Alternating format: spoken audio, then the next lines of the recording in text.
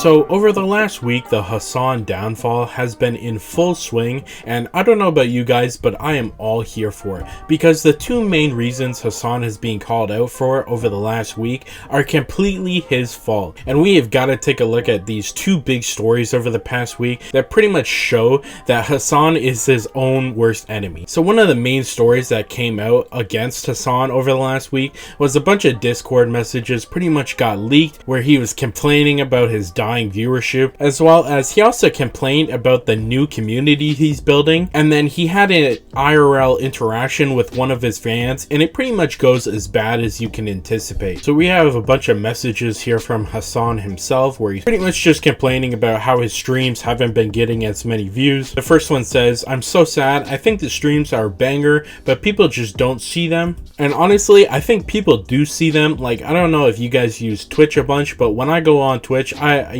always see him streaming, and I don't remember the last time I've clicked on this guy, because what kind of value are you getting out of this guy's content? On top of a ton of his content just being like reaction content where he'll get up halfway through the video and go get food or something. How a lot of these big streamers do it, while providing pretty much no real valuable insight on whatever video they're watching. Or on the alternative, he's actually talking about politics, and he's usually just reciting whatever brain rot political topic of the week there was. I'll change this every day to Ukraine has still not been invaded by Russia. Every day.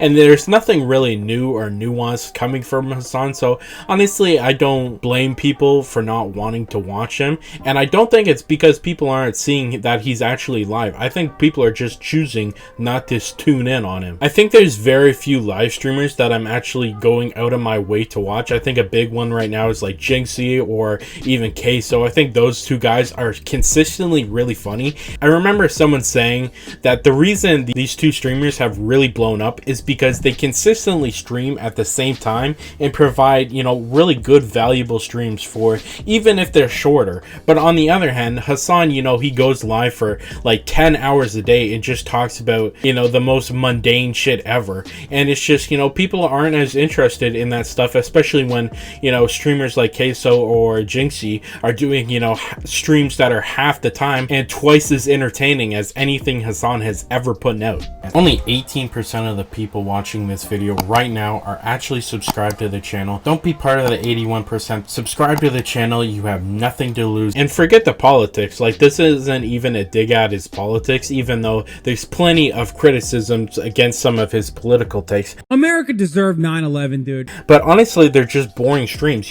How many different YouTube clips can you watch throughout an entire stream until your viewers start getting bored and, want like actual content from you? He's a weak entertainer. And I think a good example of how much people are not being entertained by Hasan was he was recently complaining about getting like 13,000 viewers. Here's an excellent live stream on YouTube of the Lo-Fi Girl with just a bunch of music in the background. There's 30,000 people watching this, or just playing it in the background, while they do their homework or work or whatever. And so there's literally almost triple the amount of people watching this static live stream of a GIF with some music than there is for Hasan's actual viewers. And so maybe it isn't your audience that doesn't see your content, and maybe it's actually you who's not providing enough value through your streams that people want to go out of their way to watch. He said, "We used to be a community." I definitely think he's hurt his community more and more as his political takes have become more and more radical. There's a lot of people that are kind of just, they might agree with most of his politics, but the more and more extreme he gets and the more he's like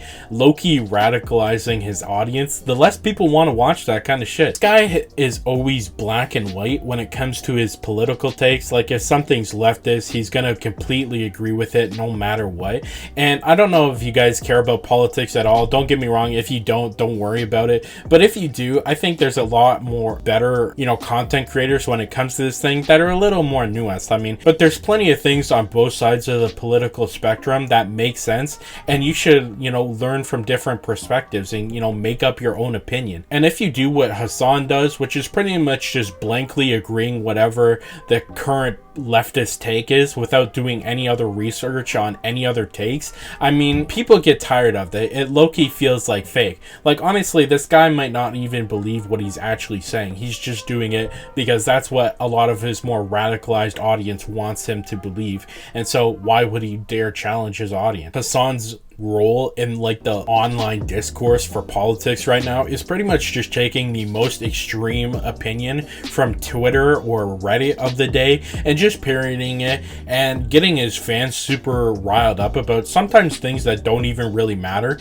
It's just he's kind of rage baiting, and you know, sometimes a lot of people especially people that are more into extreme politics, I mean, they react to that kind of thing and they continue to watch him. And he says, I hate what my community is becoming. And so he's pretty much just digging, like, he doesn't like the audience he's created.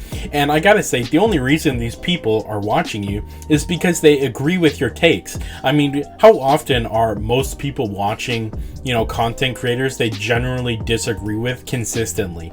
These people are people who agree with you, and you're saying you don't like them? Okay, well, change it up, you know what I mean? Maybe you just suck, Hasan. Maybe it's not your fans. He says, I swear Twitch streaming isn't actually about the content. It's about whether people want to pay attention to you or not, and clout. All that shit was a banger and 13k watched. I'm effing gaming at 8 p.m. And that's actually a weird opinion because, of course, Twitch viewership is completely based on if people want to pay attention to you. I mean, that seems pretty obvious to me. I don't understand what he's not getting about that. I hate this job. I'm not streaming today. I'm going to off myself. You know, he's upset with his current state of his fan base. And you start to understand why that Hasan probably isn't too happy about the current fan base he's curating. I mean, look at this recent interaction he just had with a fan. It goes pretty much as bad as you'd expect. I'm sorry, I forgot to say, you need to stop drinking Coke Zero on stream. Why? It's boycott. Wait, is it? You're preaching pro-Palestine and you're drinking all this boycott stuff. Please, Hasan, at least pretend. Do it off stream. Please. Okay, I'll put it in a glass. Is Pepsi okay? No. Is it? Okay.